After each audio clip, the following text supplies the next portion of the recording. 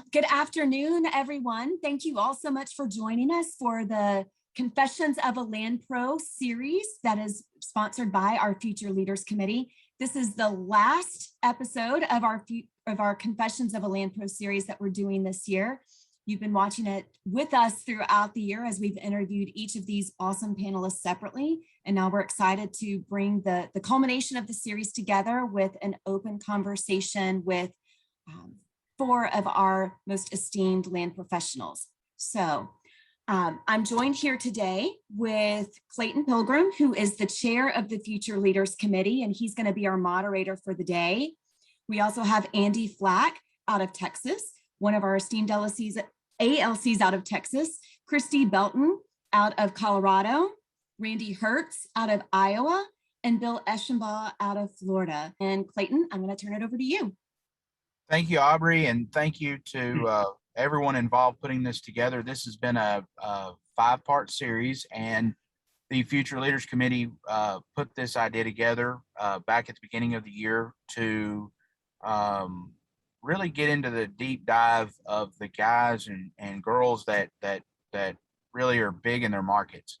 So today we have from transitional land to timberland in Texas to farmland up in the Midwest to Miss Belton, who sells farm and ranches up in the mountainous areas of Colorado, and then myself in Northeast Texas. We kind of do a little bit of everything, but I'm going to jump right in. We've got some questions that we put together as a crew, but like I say, anybody that's listening on can go on the Q&A. They can probably even shoot Aubrey an email if you can't do that, or on the chat, and we will fill those questions as we go in and out. But I guess we're going to start with our first interviewee, Bill Eshenbaugh. And Bill, one of our questions that we had was looking back, how would you have structured your company or business different from where you are today to optimize your success? And I guess that's more of a question of did you looking back, would you said, hey, I'd have done this or I wouldn't have done that to structure your company as you see it? Well, thank you. I love the title, Confessions of a Land Pro. There's some things I'm not going to confess to, nor is Randy, I'm afraid, But in looking back, I think the one area where I drifted for a while was just really trying to have a focus. That was early in the days. I wanted to do land myself. I wanted to have a general brokerage firm and a pretty good sized market. And I thought I could pull that off. But I found out I did not like leasing, and much more, I hated management even more than I did leasing of properties. And so I wasn't very good at managing people to do that. And I had to refocus my company and basically tell 11 or 12 agents to go find something else to do next year. I'm going to be a lone wolf and crank my overhead down to my office was about 300 square feet by myself, did my own books and everything for a couple of years to really get it going again and really find my passion. So maybe that'd be my advice is early on, find your passion in this business. And really narrow it. It's like sailing a sailboat. You got to keep your eye on that trim all the time, or else you're drifting off course. So where's the wind shifting you? Where's it taking you? It's just get that focus constantly in what you're doing. And it took a little while for me to figure that out. I think as a young professional, I've been full-time now, almost 6 years with the company I work with Renee, and y'all know Renee. And that was one of the things that she told me. We can be either a king at one thing or a jack of all trades, I guess, kind of is the idea. And trying to sell transitional land, residential, and we kind of have to do some of that in our market. But still, even in a market as I would say ours is unsaturated, we have multiple different facets in our market. But I've seen time and time again. I'm going to kind of ask Andy Flack, because Andy, you see this as well. You're just south of me, and you see a lot of agents that try to wear several hats. Where does that? I guess biggest thing is how does that hurt a client, and also too, how does that make your businesses harder in the sense of trying to get listings, and you're going up against agents that maybe are not as qualified to be able to do what you're out there doing? Yeah, well, I think Bill's right. I think when you're first starting out, you kind of got to do a little bit of everything to get going, but you got to find your niche and and find your passion in the business, and then stick with it. I know it seems like a lot of young agents or new agents tend to bounce around. They don't have the patience that you have to have. I mean, I'm sure that everybody here has been in the business a little while, so you do find your niche, you do find your passion if you stick with it, and then, you know, just one foot after the other instead of trying to take great leaps. One brick at a time, as Roy Cullen told me at one time. So,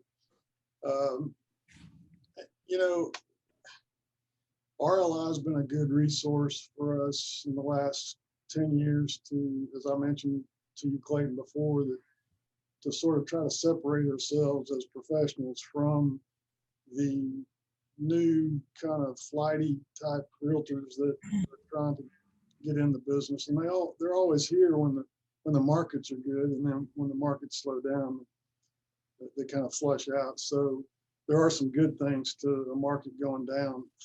It gets rid of some of that, the riffraff competition, if you will, pardon the expression. But yeah, that's what I tell our new people, that we've had 4 or 5 agents come on in the last 4 or 5 years, and everybody wants to get rich tomorrow, but it takes a lot of time. I've been doing it 37 years. We didn't build our reputation nor our success overnight. So it's just sticking with it, sticking with something that you enjoy, sticking with the customers that repeat with you, and build a career relationship with them, and just continue with those customers, just holding on to them and creating new relationships as well. I want to add to this. So, and I want everybody all the panelists here to give me just a single number or months. But let's say you have a new agent that is coming on board with you and has the basic structure. Maybe that's a degree, or maybe that's some experience in whatever market you're in. Training an agent, what timeline wise does that really take? Because there's a lot of new agents. There's a few on the call that are paying attention to this, and there's going to be several that see our video. And I want people that are getting in the business to understand how long it takes to really get trained in your market. But Bill, if we can just go down the list, you know, if that's a year, if that's 2 years, or if that's 6 months, how long does it take to really train someone to be able to go out on their own once they've shadowed or been through your training program? I tell them it's 3-year test, that we'll know in that 3rd year if you have made it and figured it out. That if you don't have the wherewithal to figure out how you're going to get your 1 and 2 under your belts, you might be making a bad decision to try and be a pure land broker. But we work with that a little bit too. We have some draw programs. We even have some just early, you know, stipends to make sure you can pay your groceries and gasoline bills and so forth with new ones we bring on. But we also put some emphasis on getting that training. And one of my early crossroads was looking around the market back in the early 90s, and Randy remembers Bruce Earhart over at Cushman & Wakefield, and Bruce was an ALC. I looked around, there were only 1 or 2 others. And then I found one down in Fort Myers, Chuck Bunchu, rest his soul, no longer with us, but Chuck was an ALC in the CCIM. And whoa, I went down to see him. I called him, went down, had an appointment with him. I said, well, Mr. Bunchu, and he was a bit older than me, why would you have both? And he looked at me like I was an idiot. He said, because I make money with both of them, boy. You know? I said, okay, I think that works for me. And as a result of that, I've helped here in Florida, and I know other states vie Florida for having the most number of duly designated ALCs and CCIMs. But you got to go get that education and get some in that first 3 years. Have a good mentor, but that's a 3-year, it's a long answer, but it's a 3-year program. If you haven't made it in 3 years, you're probably not going to make it with what we do. And we want you to be purely land. I don't want to sell any residential, and I don't want to sell, you know, starting to worry about cap rates and NOI and all that stuff. I tell everybody, if it's hiring a fire plug, we're not interested in here in our shop. So 3 years is our window. Andy, what's a good window for an agent coming on with you? What's your minimum, or what's a normal timeline for you training? Well, I think I'd have to agree with Bill. I mean, 3 years is about right. And you got to face it, there's some people who just aren't meant to be in this business, you know. I'm not playing Major League Baseball because I'm not talented in that. So Yeah. It's the same way with real estate and land sales. Some people just aren't going to get it. So, yeah, if they hadn't done it in 3 years, then that's probably, they can just accept, what they can do and move on, continue, or they go find something else to do. So Randy, you've got not only sales agents in your office, but you do a lot of farm management.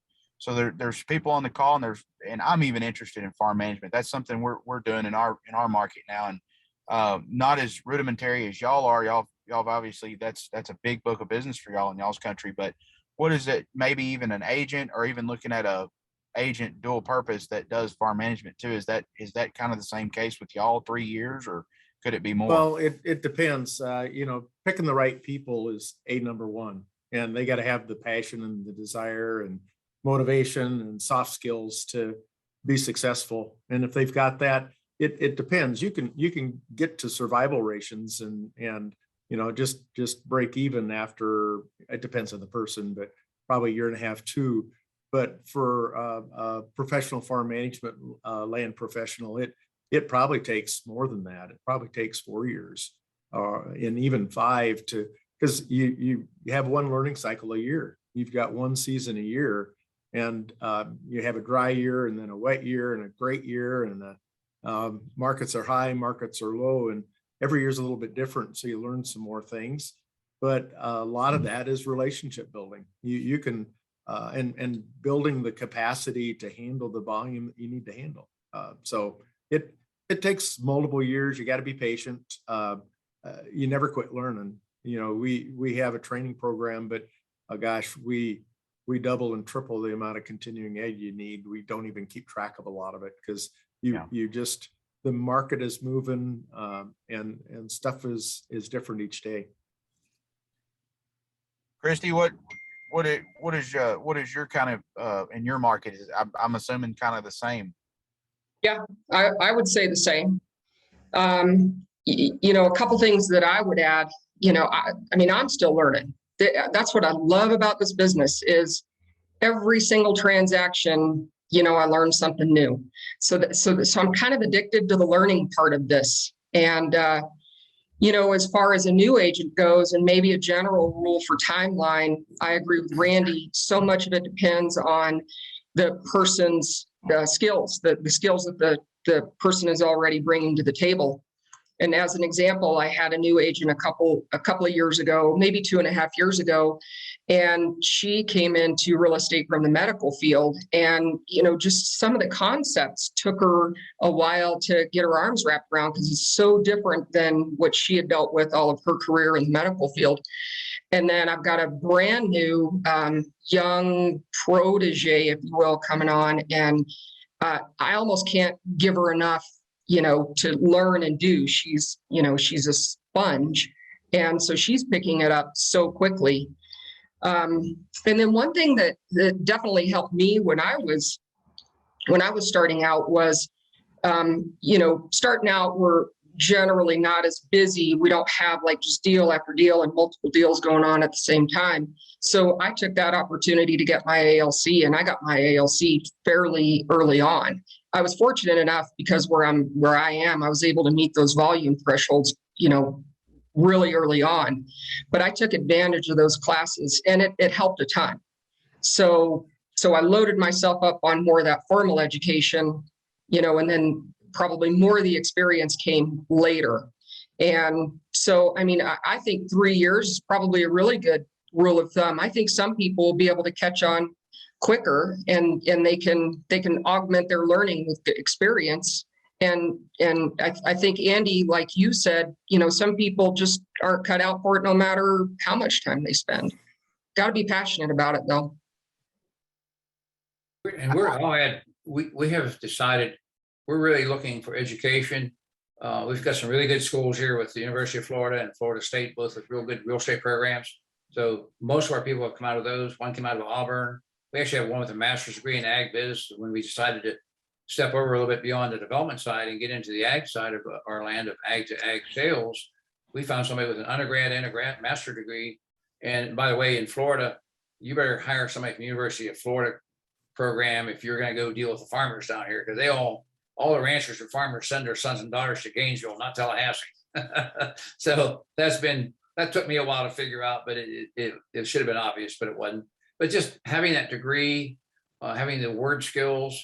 By the way, I don't know when they stopped teaching spelling, but it was somewhere along the way, because I got a bunch of college graduates here and I still got to look at stuff going, do you know the difference between 200 and TWO and HEAR and HERE? Come on, you know. It went through the spell check, but it didn't go past the Bill test. My mother was an English teacher. So just some of those little skills, you know, tests along the way. But I think that for us, that college education, being in this urban environment, and then being out there in the ag business, so having a master's in ag biz, those things have really helped us get past that 3 or 4 year period as well. I think so I'm in that 6th year, so I'm through I'm not done training by no means. Like Christy said, I'm still learning every day, and I was lucky, not lucky, but I enthralled myself in the business of the agribusiness at a young age and really liked it. Did it large agribusiness for a long time, and then saw an avenue where we didn't have the 30 to 35-year-old guy out there running around in our country.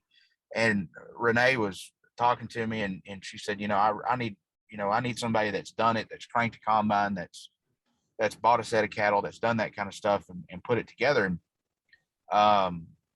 that was the biggest experience for me. And I thought I knew a lot about the real estate business, and I did. I mean, we bought and traded a lot of things throughout my career, but knowing the real mechanical side behind the deal, the things that nobody sees, everybody sees our businesses as a $5 million sale times 6%. That's all they see. They don't see the 9 and 10 o'clock at nights on the phone with the client that lives across the pond, or they don't see the 4:30 in the morning running, checking this deal out, making sure it works, putting a spreadsheet and a pro forma together, or walking the timber track, or making sure that the city council will let the piece of land in the ETJ, resolve to a certain kind of zoning. I mean, there's just all kinds of pieces of the puzzle that we as agents put together for these things. And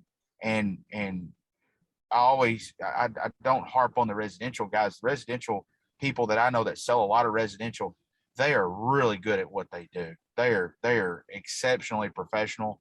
They know their product. They know that they have to have this disclosure, this kind of deal. This will work banking, this won't. It's the same thing in our business. And I use the old term of you've got different, everybody's doctors are doctors, but there's certain doctors that do certain things. And you don't want an orthopedic surgeon doing your heart surgery. You don't want a heart surgeon doing your brain surgery. You don't want, et cetera, et cetera. And it's the same thing in our business. By no means are we saving lives here, but we're handling people's money. That's the biggest thing I've noticed in our business. And it's been great to be able to be a part of RLI. It opens up your eyes to the sense of, you may be pretty good in your market. You may sell X amount of dollars a year. You go to RLI and you sit at that Apex dinner, and it makes you feel like, man, I got to step my deal up. And that's a piece of it. It's also a piece of the puzzle to get the training, to ask the questions, to pay attention to things like we're doing today. Because 5 years ago, I thought, hey, I'm pretty good. I've got a good set of contacts. I've got quite a bit of all the farm knowledge I need, the ranch knowledge, and we've learned a lot since then, and we continue to learn. And that's, man, if I can ever give that to an agent coming in, and obviously the mentorship is huge. Going to work for someone like on the call here, the panelists, y'all are people that are seasoned and trained, and there's a lot of agents out there and a lot of brokers out there that I met a broker the other day, had been in it for 40 years. And he didn't know how to read a title policy. He's been in the farm and ranch business for 40 years. And he didn't understand the ins and outs of a title policy. And that's just sad.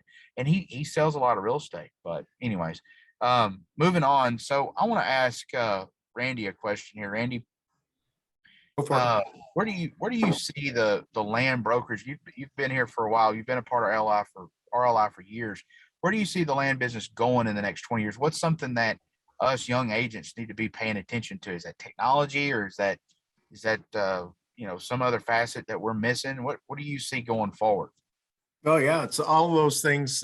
But one thing that's fun in the land business, and particularly where we're in rural and agriculture and farm people, is the relationships. And don't ever underestimate that. And those last for not just decades, but for generations. And you're dealing with people who care deeply about their land, and those relationships. Heck, we've sold farms or land multiple times. We've helped the same families for years and years and years. That's not going to go away. You have a lifetime to build a reputation, and you've got 1 year to screw it up. You really just need to take care of the knitting and make sure that you're doing things right, that you do things on purpose, that you take care of people, that you make sure it's correct, and if it's not, you fix it. There's technology tools out here that are absolutely awesome. You need to be using them. And what, the iPhone is just 14 years or maybe less than that. Look at what cell phones have done. We used to have the old bag phones and stuff, and we didn't have very good access in rural areas. It gets better, but the power that you've got to look up who owns what land, what the weather is doing, what communicate with people. You can talk, you can text, you can video, you can do all kinds of things that we really had no idea of, but you need to use and communicate with your target market the way they like to communicate. If you've got an elderly person that you're working with, they like things in writing and they like things in person, and call them up on the phone. They don't text, they don't email, they don't Instagram. You got to do it the way they like to. And so those soft skills that I mentioned before are really important in the land brokerage business. Anticipating what's going to happen.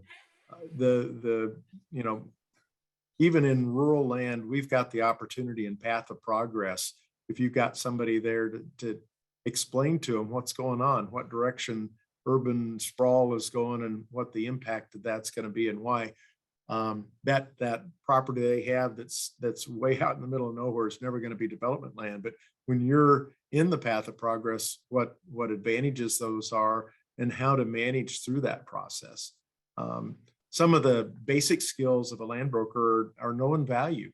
You've got to help people all the time evaluate a property and know what the highest and best use is, and try to put a dollar sign on that. And we're wrong all the time, particularly in this market here. It's blowing past us really fast. And if they get an appraisal, they think they've got something to hang their hat on, but you got to explain they're looking in the rear view mirror, and how can they maximize the value of that property?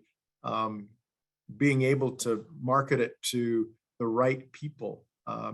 I joke that it depends on who your neighbor is, what your property's worth, which is really true, because you've got to have dollars behind it to make it work, or, in any market, that's true. But there's certainly a lot of things going to change, and there's going to be some things that are going to stay the same. And we have no idea how far this is going to change. We've got a whole technology boom in farming, because it used to be that farmers had bragging rights if they had straight rows and if they had really clean, weed-free fields. Well, those are just table stakes now, because you use satellite to steer, and you've got that crop protection products to remove all the weeds, and you're moving on to soil health and all kinds of stuff that we don't even know about yet. But it's a lot of fun. If you got to figure out if you enjoy it. If you don't enjoy it, it's not for you. But boy, if you like what you do, it's a great business to be in. I think it's, we get a lot of the residential guys. I kind of feel sorry for them with all the new Zillows and the realtor.com doing this and this website doing that. Even the commercial guys, the leasing agents, that thing, they're up against a wall, or not up against a wall, but they're going to be in the future. And that's, in our business, we're still, I've got 10 or 12 listings right now that are totally different than, totally 12 different things. So, the relationship thing, A and B, we can't, rely on a website or anything to rely on. You got some of the information, but the actual nitty gritty part of it is pretty much up here, within our office of information. I guess, technology do you see, and Christy or Randy, y'all jump in on this because y'all sell two totally different things. But Christy, you sell a lot of stuff on the mountain, beautiful stuff. I call it the elk bugling and the nice home, and that's a luxury type deal. There's more of an emotion to that, whereas Randy's is more pencil to paper type thing. So Christy, do you see the technology thing inhibiting your market any, or? Not really. I think actually in the end, it probably helps my particular area, simply because, Zillow has not been able to pin down values on any of this recreational type ranch land. And it is driven by emotion. And so it almost forces people to pick up the phone and call, because it's just so skewed. You just cannot get good information from those big data companies. And so that technology, I think, is good. It's, for my business. And, from just technologically speaking, I hate it. I don't want to do it. I hire other people to do that, because I think I'd rather poke my own eyeballs out than deal with all of that technology stuff. I mean, just, getting on this call today took me trying to figure out I had to wrestle my computer to make this work. But I think we're kind of lucky with that, because we are not having to compete with every other agent based on our technology skills, because it's so highly relational and every property is so unique that, people have to call and talk to us. And then we can help them, and then we become valuable to them. Yeah, Kristen made a good point there, Clayton. I mean, for the four of us, other than you, we probably all started pre-technology in our business. So we've had to learn it and segue into it as we moved along. I mean, you said 6 years ago, so you've had the opportunity to have a lot of technology right in front of you from the beginning. But I think it's important to note that what Christy said is she pays someone else to do that. I don't have time to do all that. I don't have time to learn all the ins and outs of the technology that we need. So I've got staff that does that for me, and then they teach me what I need to know. But I don't need to know how to fix it. I just need to know how to use it. And I think going forward, that's exactly what is going to continue. Who knows what technology is coming in the next 20 years that'll be important to our business. But even if there is, I need to stay up on it. Do I have time to learn it? No, but I should hire someone that can and show me what to do. And we do. And so we use everything that's available to us. Those resources are, if we don't, our competition will. So I think that's very important. Well, I sit here and think back 20 or 25 years ago at RLI webinars where Kurt Goebel was teaching us how to use a digital camera. And now who has a digital camera, right? You got it on your iPhone. But we have to embrace it in an urban environment. And our national builders are building a cadre of young people who are really good at sitting in front of a computer screen and going over every property and trying to find an email and email every property owner about their property. And part of their pitch is, we can save you those nasty brokerage fees if you just deal with us. So we're going the other side. We have our own team now of young people who understand the computer thing, but let's call people. As to Randy's point, a lot of these landowners don't have an email, won't give it out, don't use it, and maybe look at it late at night because they're out doing their agricultural activities all day long, but they might answer a phone. They might answer a letter. I actually have one big rancher here. We have breakfast every 3 months. He's waiting for the two women who own the ranch. One's 98 and the other's 102. He knows when they die, he's going to sell it. But until it happens, nothing happens. But I'm the only broker he sees because I wrote him a letter and I hand signed it and hand addressed it. Old fashioned, old school. So we're trying to combine old school for that relationship that Randy talked about and new school to compete with these home builders who think they're cutting out the commissions. So our spiel too with landowners is, if we get you 3 home builders, we can make more than the difference in our commission by running a little auction with these folks, running a little competition with them. You don't want to just sell to one builder and have them lead you to believe what the market was back 4 years ago and what they want to pay today. The world has changed. It's changed so much that a lot of our offerings don't even have a price on it. It's just call broker, make offer, something like that along those lines, because it's red hot. And I just had a closing the other day to talk about persistence. I listed it in April of 2013. What was that, 7.5 years, right? And it's just the first closing. We're going to do 3 closings on this property because when we finally went to contract 2 years ago and started rezoning, the market said, do takedowns. No one's going to buy 2,400 lots at one time. I had unhappy sellers yesterday when we closed, or the day before, because, Bill, what if we'd have waited till now? I said, well, you'd have gotten more money. But what if you waited another 5 years? Would we go through another 15-year cycle to get back to the top again? So when you make the deal, you just got to live with it. But just to the point, technology is a big part of where we're going. You got to embrace that, but you got to build it to that relationship. And I have one client call me and said, I'm getting builders calling me. I don't want to talk to any other brokers. I really don't want to talk to very many builders. What's your strategy for selling my property? Now, when I looked at it, put a big number on it, said, I think I can get there, but I have a strategy. I'm only going to talk to one builder, and somebody you like, we hunt with them. I'm only going to talk to him, but if he rejects it, we'll go somewhere else. But we're going to go to him and say, we're only going to talk to you if you do this deal. And that was a relationship between those two parties, and we put this big number on it, and the builder said, wow, let me swallow on that one a day or two, and came back and did it.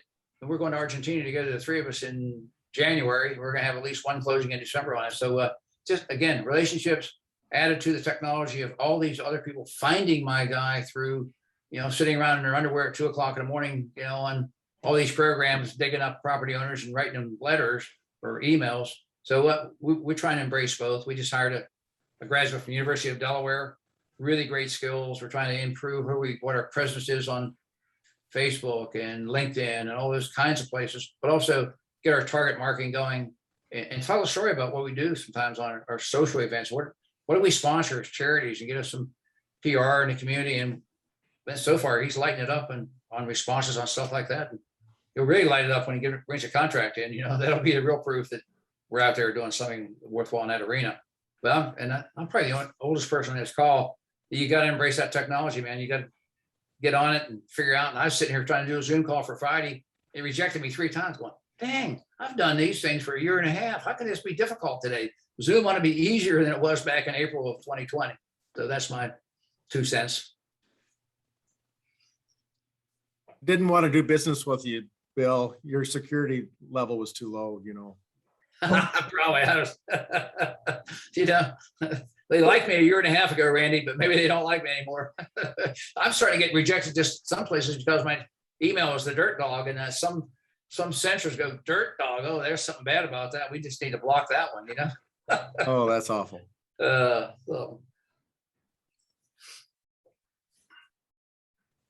we go. I'm going to start with Christy here on this next question.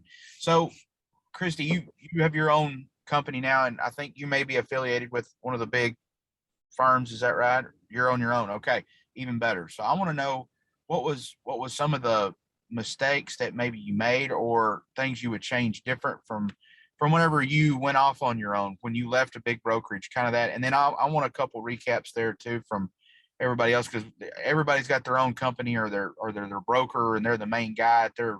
What is something you can say, hey, this is something I wish I'd have maybe done a little different? Sure. So for the mistakes that were made, we don't have enough time today but what would I have done differently? I think it was either Bill or Randy that said something a little while ago about, being more focused, less of a shotgun approach, and just being a little bit more focused. Hindsight's 20/20, and and maybe realizing that I can't do everything on my own. That owning the company is not nearly as much fun as showing ranches and putting deals together. So that part of it, is probably the biggest challenge. And one of the regrets would probably be not doing a little bit better job with some of the technology and keeping up with it. But on the other hand, I have to, I always have to think there's only so much that that you can do. And one of the great things about our business is there are unlimited resources. If you get a wild hair or you get an idea, there's somebody out there who's either done it help you, or there are resources out there. So it's almost like you're a kid in a candy store and you're just going bananas when you first start, because there are so many different things that you can do, and you can do anything you want if it's your own company. And so maybe having a defined sort of path might have helped. But I'm not sure that I would have done it anyway, because, there's just so much opportunity. One thing that I will say that probably shaved years off of just, being up and running was my RLI connections. So when I first opened up, because I used to be with Ranch Marketing Associates, and then ended up, about almost 3 years ago, opening up my own. And one of the best things was the other Colorado RLI members who I called, and they stopped what they were doing, the guys that own their own companies, and helped me out. Spent all the time that I needed on the phone, just giving me advice and answering questions. And that probably was the most valuable thing that I had when I was opening up my own company. Andy, can you add any to that? You've had your own company for several years, and you've got a lot of agents. What can you say? We've got some guys that are mid-career that are probably or girls or guys that are mid-career that are looking at going and starting, or maybe buying into their firm. What can you say? Hey, this is something I wish I wouldn't have done, or maybe some successes you had starting your own firm. I think you started with a partner years ago, if I remember right. Yeah, I still have the same partner. We've been in business together for almost 37 years. I would say probably the biggest thing that I would encourage is the sooner you can get help, the better. And I'm talking about staff mostly, because like Christy said, you can't do everything. And so when you're successful in real estate, I mean, I don't want to belittle it, but you can't afford to be doing things you can pay somebody $15 an hour to do. Because if you're losing money. So go hire somebody and pay them well, and get the help you need to do all the other things that you don't have time to do. So you can focus on your relationships and your business contacts and what you do best. I'm going to go to another question here that we had. This is actually on our live question, but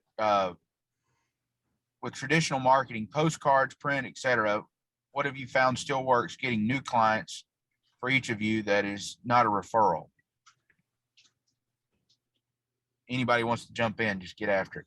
Hands down, handwritten letters or cards. We've got a mailing list we put together of non-operating landowners, and they're people who own the land but don't farm it themselves.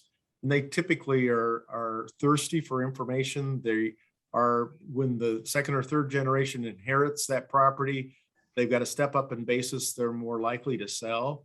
And so, and they need help.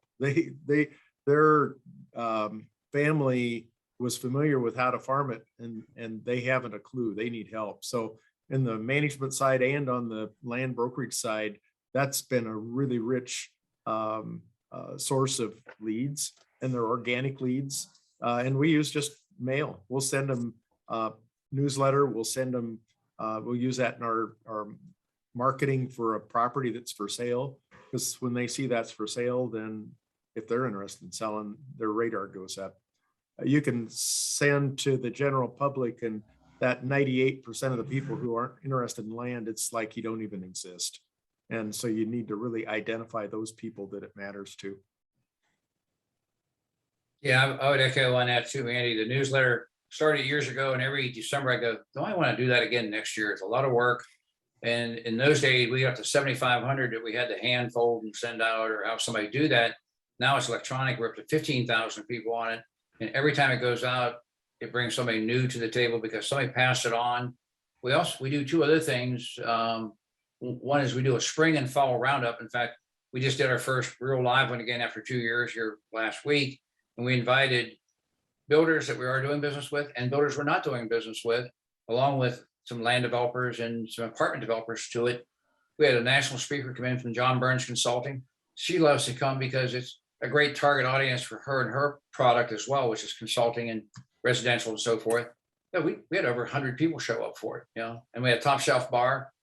We couldn't get rid of them. We had to shut the bar down to get them to go home. Everybody was so happy to be back out networking again. But just the lead offs of that have been great. And one of the other things we started before COVID, sometime before COVID, way back like 13 or 14, try to do one a month. And that's a campfire lunch. And again, playing off a little cowboy theme. But we go to the client's office. And the origin of it originally was, I looked around after the last recession, and there were a few old dogs like me still running home building companies and engineering firms and so forth. And there were a whole lot of new people I didn't know. There were new division presidents that were 32 years old that had come up through the meltdown, and they'd been over in the corner as a CPA. Now they're the division presidents and so forth. But you know what? I've got some young people, and they don't know the old people that are still out there, and vice versa. Why don't we do these campfire lunches? We'll go to a builder, we'll go to an engineer, we'll go to an attorney's office, anybody who can help steer a business our way down the road or help develop our business. Everybody does their 1-minute elevator speech, and at the time, Ryan Sampson was brand new. I'm Ryan. I'm 25 years old, just graduated from Florida State a couple years ago. I just got married, blah, blah, blah, blah, blah. And we built it from there. And it has been an absolute hit for us in continuing. We're going back and doing it now with builders that we're doing business with, but they have young, sharp people that need to meet my young, sharp people. And I need to know who their young, sharp people are too. And their young, sharp people need to know me, so it's a really productive hour and a half. We hire a caterer who brings in it's got to be Cowboys. It's beans and ribs and corn and iced tea and sweet tea here in Florida. And the caterer serves it and cleans it up, and whatever's left stays with the builder's kitchen, and away we go. Fantastic. It costs us $700 or $800. I don't know how we get a bigger bang for our buck out of some things, but doing those little campfire lunches. So find some unique ways to get in front of people that can help you find your way to a listing, help you make money that you need to know, and they need to know you.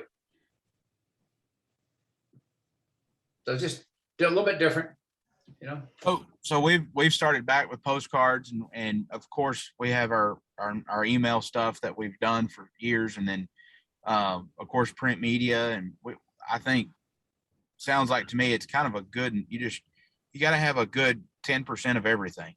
Too much social media is one thing, and too less of whether so I think my age people rely a lot on the social media platforms and things, and I think those are great. I've sold a couple places on social media, but it's like anything else. It's too much of a it's you've got to have a good mix. So that's kind of what I got everybody. So if one of the things going forward, y'all have seen the growth in RLI recently. I can't exactly put the numbers on it, but I think we had somewhere in the neighborhood of 300 or 400 new members, and that may be wrong. It may be closer to 700. Aubrey, you may be able to jump in and give me that number. But what have y'all seen the biggest change in RLI over the years? Andy, you said you got your ALC. Is that early 2000s? Is that when you got yours, or was it in the 90s? Oh, no, it wasn't in the 90s. It had to have been probably 10 years ago. 10 years ago? Yeah, it's not been that long. Bill, when did you get your ALC? 26 years ago. 26 years ago. Randy, when did you get yours? It was in the late 80s, so I'm the old timer for that. And it's changed a whole lot because it's technology and communications have changed, and the courses. They used to have week-long courses. Can you imagine that? I talked to Rusty and Renee whenever I was getting my ALC a few years ago, and they said, we didn't have land. You couldn't just go sit somewhere for 10 days and get it. And I said, well, hold on now. 10 days was a long time. It wasn't the greatest. I mean, we had a great time, met some of the best people in the world, but it's a pretty significant thing to do, take 10 days off and be in the same site. So Aubrey just sent it over. We had 350 new members, a total of 1,767 as of today, which is awesome, by the way. But I was talking to Renee and Rusty. Man, we had to travel, and we met. We had a timber class, I think, in Central Texas, and then they said, we may have had our investment analysis class was in Alabama, and we had another class in Colorado before the land U times, and then also too we got into some. They were talking about classes. Did y'all do mapping? I said, well, we had a mapping class, but it was taught on the precipice of MapRight and TerraStride and the other mapping systems we use now.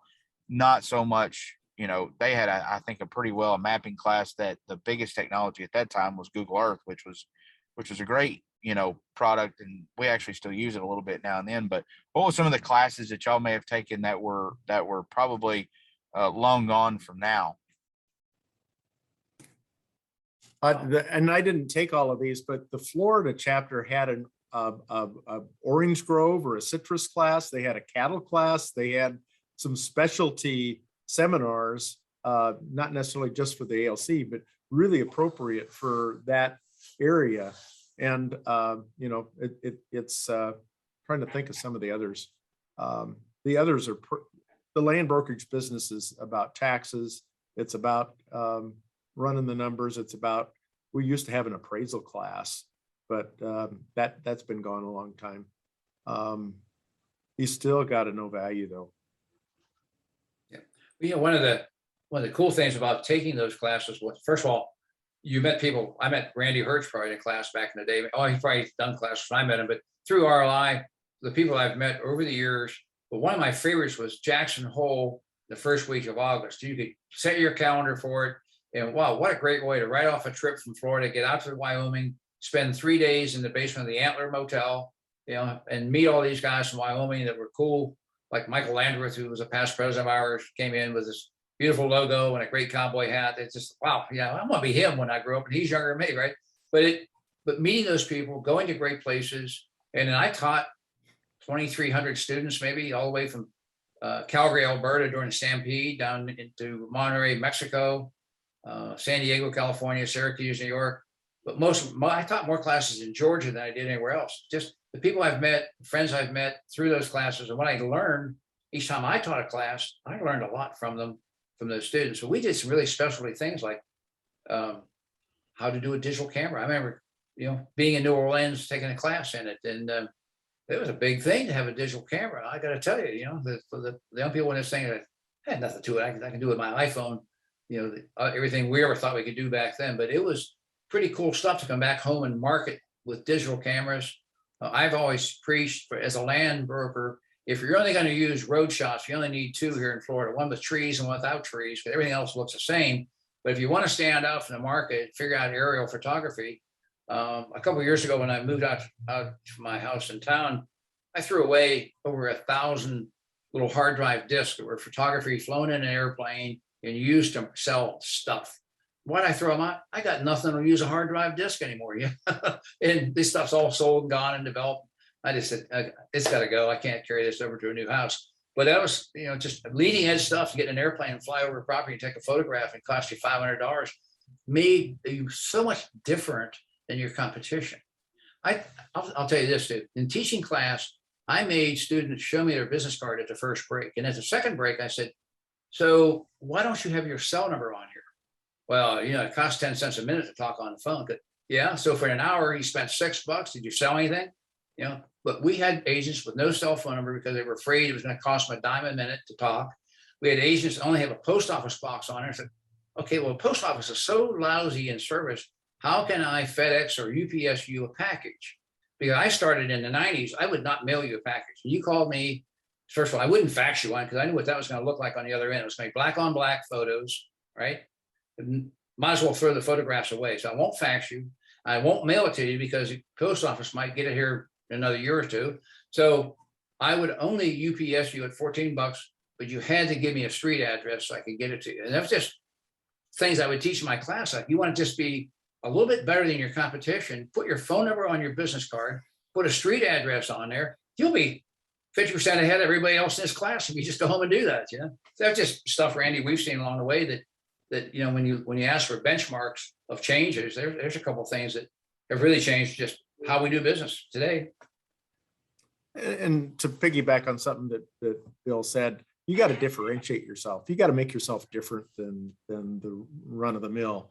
And you can pick whatever, and you've already done that by specializing in the land that you love to sell and to work on. But you can differentiate yourself further by taking good care of your customers, your clients, and just doing it specially. Take them hunting in South Dakota. That sounds like fun, Clayton. Yeah, we're kind of envying you, Clayton, on your way up there to shoot some birds, man. Yeah, we're headed up. We're headed up now, and we left a little early. We're gonna try a little barbecue in Kansas City, and we've got several meetings, conference calls, and things we've got to attend to. Gentlemen I'm with, so we're trying to make it all work where we're not going to be in a big hurry, and then the rest of our crew will be up tomorrow. But I guess we're kind of wrapping up here, and first of all, I want to say, man, do I appreciate y'all taking the time on this, and so does the whole board. The Future Leaders Committee, and we're I know y'all got a lot going on, and y'all are busy people, and to take the time to answer some questions and kind of put us forward on our agenda here with the future leaders takes a lot of time to do that. I guess my last question would be to kind of go around to everybody, but what was the, name the person, give a small description of them, but maybe a mentor that you were you had the opportunity to work with or under, and then also too, when did you know it was time to go on your own?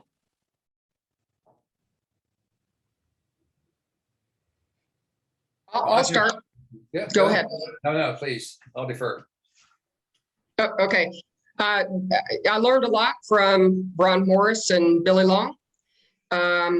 And then, a lot of those Colorado RLI guys, Michael Landreth was one who helped me early on. Kurt Goebel, he is a phenomenal instructor. If Kurt Goebel is coming to your town to teach, and I'm not sure, I think he still is, but if he's coming to your town to teach, take his class. It's great. And George Harvey, he's super involved in the international real estate. They're just, I've got a long list of people who have taken the time to help me. And it's also made this business a lot of fun. And Clayton, there was a second part of that question, but I forgot it already. How many years did you work underneath another broker, or how long did you work till you figured out you were going to go on your own? Probably about 13 or 14 years. And working with another brokerage, there were definitely pros to that as well. So, so I have no complaints about working with any of the brokerages that I've been with. It's all been good. We'll move it over to Bill. Bill, same question. Well, I've learned a lot from Fletcher Majors, and once I understood him, it took me a couple of meetings with Fletcher to understand everything he was saying to me, but he taught some really good courses early on up in Georgia. I went and took those. Chris Bird, I really loved Chris Bird, who was an instructor for RLI, but he was in Wyoming every year and up most recent on taxes and so forth. So that was really, really good stuff there. I was broker in the 80s, but I was really working for a home builder. Then I spent a couple of years with the RTC in the 90s. And when I left there, I had a partner named Bobby Bird. And Bobby was a residential guy who wanted to have a commercial arm to it. Bobby was in the chairs to be national. I think he was Florida Realtor president and in the chairs to work through the national, and then decided he didn't want to spend the time to do that. But had a great network and taught me and introduced me to lots and lots of people in our marketplace that ultimately maybe became clients and so forth. So two good guys there, and Bird and Fletcher. There's just some other good folks along the way. Bob Meeks. I can remember Bob Meeks, who was about 6 foot, 100 inches tall. He was a huge man from Alabama. We had the Bob Meeks Distinguished Service Award. When Bob Meeks came over to you at a meeting at RLI, and by the way, we had 3 national meetings a year that were each about a week long. So think about your time, how today we don't do those kind of things. But Meeksy, as we called him, would come up and get his arm around your shoulder and get a hold of your outside shoulder with his big paw. You're going to do whatever he said the next 2 minutes. You're going to be on the accreditation committee, or you're going to be the LC designees, or whatever he wanted you to do. So Bob did a great job all through Alabama, had a fantastic chapter. So Fletcher and Bob, were really within the RLI family, great mentors for me.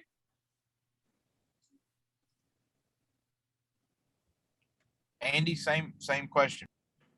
I went to work for a company for about 5 years before my partner and I developed our own business. But I think I was more like the ugly duckling. I just kind of jumped out of the nest, and it was either sink or swim. So been swimming ever since. I don't, a lot of mentors, a lot of different people, obviously, that I learned from, but nobody really just in particular I can put a lot of, one emphasis on. There's just too many to mention. My opportunity, Clayton, was a little different. I worked for the inventor of the center pivot, electric powered center pivot irrigator, and then worked for a New York bank, finished my MBA at Harvard, and had the chance to either go into international marketing or come back to build our company here.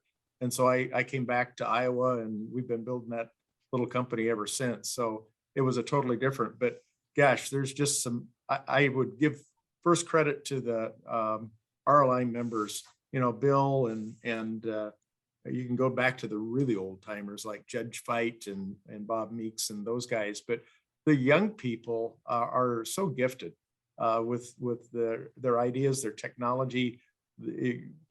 It's you never quit learning and meeting those people.